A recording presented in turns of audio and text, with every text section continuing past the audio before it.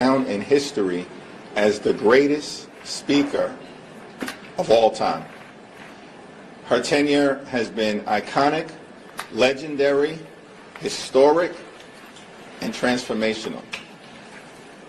The incredible pieces of legislation that she has moved into law through her brilliance, her wisdom, and her incredible grasp of how to get things done for the American people is too numerous to list right now, but it includes the Affordable Care Act, the American Rescue Plan, the PACT Act to provide health care to our veterans, the CHIPS and Science Act that has brought domestic manufacturing jobs back to the United States of America, and of course the Inflation Reduction Act, which included the largest investment in combating the climate crisis in the history of the world.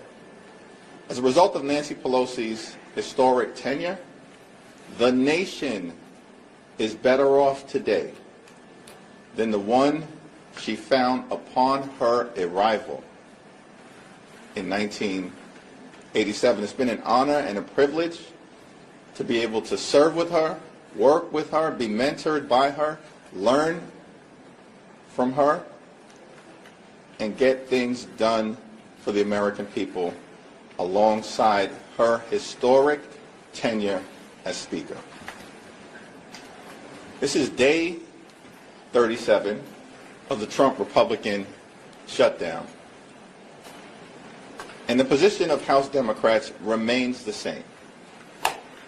We will not support a partisan Republican spending bill that continues to gut the health care of the American people. We're ready, we're willing, we're able to sit down with our Republican colleagues anytime, any place, in order to reopen the government, to find a bipartisan path forward, and to decisively address the Republican health care crisis that continues to crush people all across the country. Tens of millions of Americans who are in the open enrollment period right now are seeing their premiums, co-pays, and deductibles skyrocket, in some cases, by $1,000 or $2,000 per month. That is unsustainable, particularly in this country right now, which is experiencing an affordability crisis. Life has gotten more expensive under Donald Trump and Republican policies. This is from a group of people led by Donald Trump who promised that costs were going to go down on day one. Costs haven't gone down in America. Costs are through the roof. Housing costs are up. Grocery costs are up. Child care costs are up. Electricity bills are skyrocketing. And now, because of the Republican refusal to extend the Affordable Care Act tax credits, health care premiums are going to drive some people into medical bankruptcy, and tens of millions of folks won't be able to provide a doctor when they need one. That's why we have to decisively address the Republican health care crisis. And that's why we need Donald Trump to show some leadership. Stop hiding. Show some leadership. Direct Mike Johnson and John Thune, both of whom work for you. Donald Trump is the puppet master of congressional Republicans. Show some leadership, direct them to sit down so we can authentically enter into a bipartisan negotiation and end this Republican madness now. Questions? Michael? Leader Thune said this morning that the reason that Democrats won't agree to pass the CR that's on the Senate before the Senate right now is because House Democrats are pressuring Senate Democrats to continue to hold out for political reasons. What's your response to the suggestion that it's because of your caucus that Senate Democrats refuse to support the CR that's been voted down for Senate? Under the leadership of Chuck Schumer, Senate Democrats have been brave and courageous in standing up for the health care of the American people. The Republican health care crisis is not a made-up thing. It is devastating people all across this country, in rural America, urban America, working class America, small town America, suburban America, the heartland of America. and in black and brown communities throughout America. It's not a made-up thing, the Republican health care crisis, as Marjorie Taylor Greene continues to acknowledge. It's a real thing. The largest cut to Medicaid in American history. 14 million people or so are going to lose their health insurance because of what Republicans did in their one big ugly bill. Hospitals and nursing homes and community-based health centers are closing as we speak all across America, including in Louisiana. Mike Johnson and Steve Scalise could care less. They're doing in their own constituents. These things are happening because of the Republican health care crisis. This country actually faces the largest cut to Medicare, $536 billion, in American history, unless Congress acts by the end of the year, because of what Republicans did in their one big ugly bill. And now, since Republicans refuse to extend the Affordable Care Act tax credits, tens of millions of Americans are seeing their health insurance premiums skyrocket, making seeing a doctor for themselves, their children, and their families unaffordable. At the same period of time, in these appropriations bills, Republicans are trying to gut the Centers for Disease Control and the National Institute of Health and undermine the ability of everyday Americans to actually receive vaccines. This Republican health care crisis is real.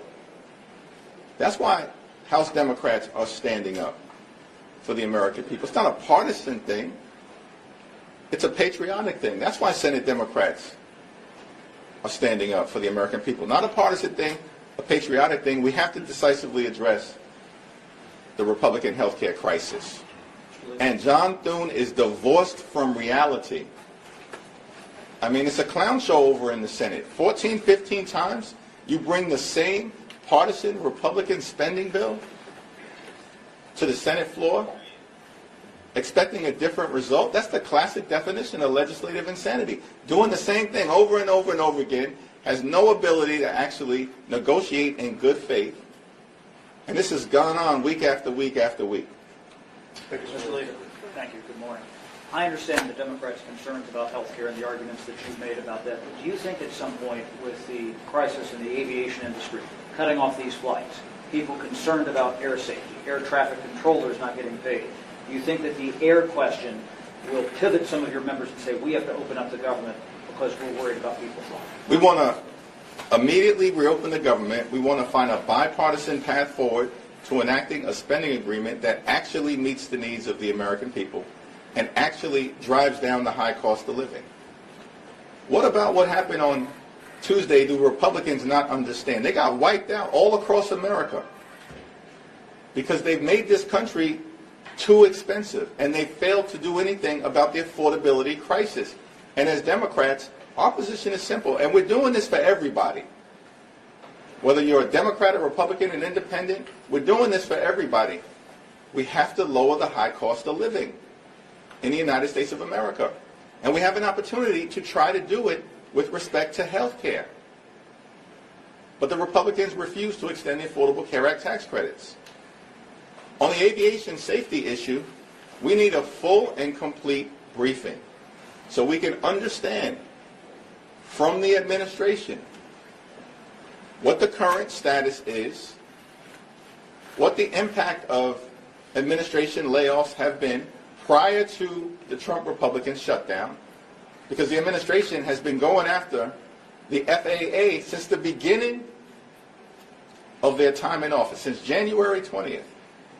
And we need to understand how we got to this moment, separate and apart from the Trump Republican shutdown. The problem is it's like impossible to have a congressional briefing with House Republicans on vacation. 6 consecutive weeks they've canceled votes. I mean, it causes you to answer or ask the question, is there such a thing as a 4-ring circus? Because it's a circus right now in the House, in the Senate, across the country with Republicans, and certainly at 1600 Pennsylvania Avenue. Mr. Leader, did the former Speaker notify you of her decision to retire, and does her retirement signal a shift in generational leadership for Democrats? Yes to the first question.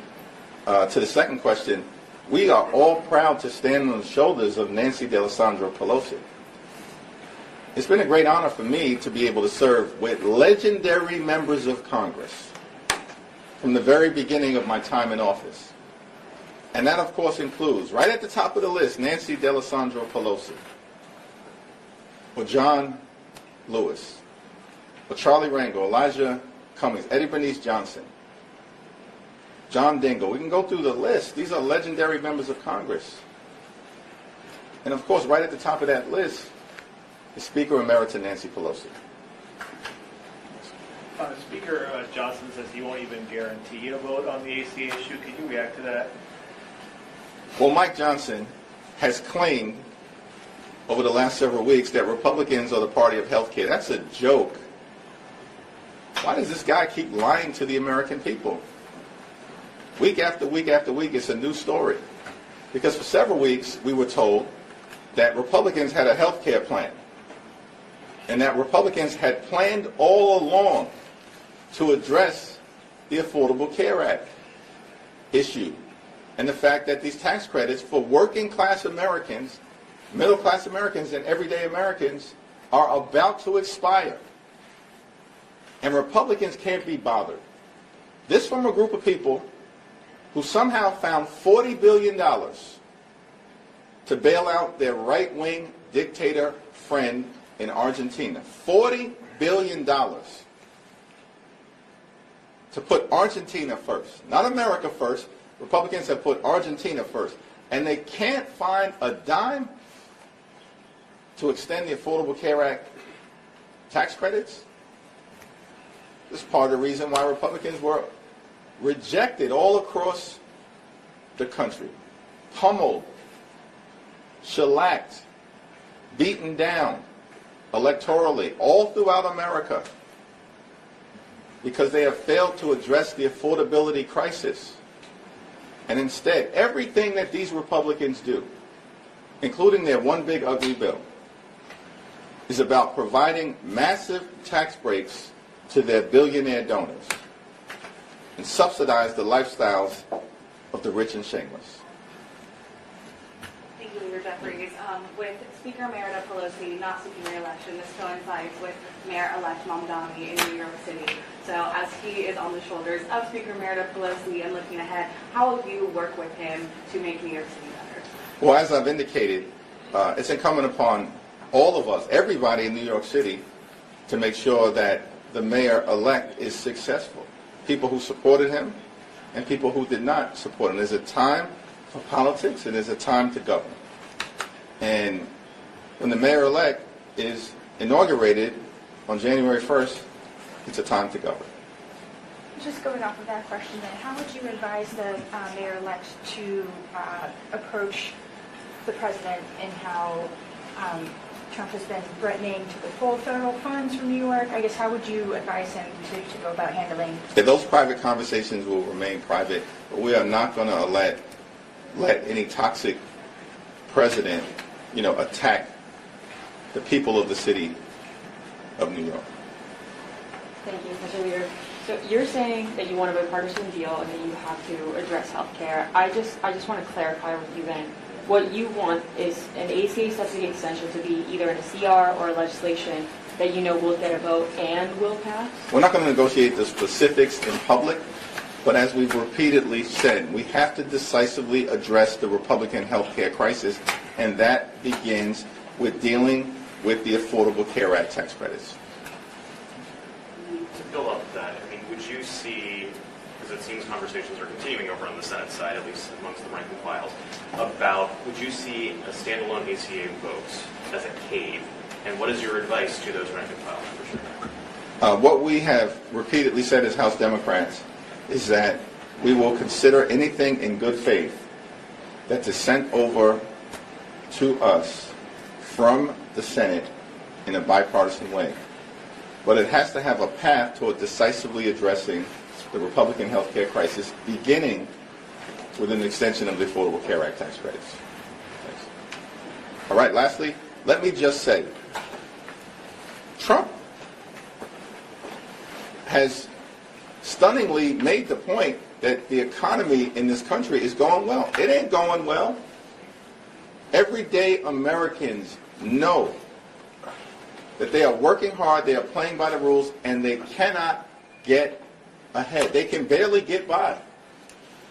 The cost of living in this country is way too high, and Republicans are clearly out of touch, focused solely on the wealthy, the well-off, and the well-connected. As Democrats, we're going to continue to work hard to drive down the high cost of living, to fix our broken healthcare system, and to clean up corruption, to deliver an America that works for working class people.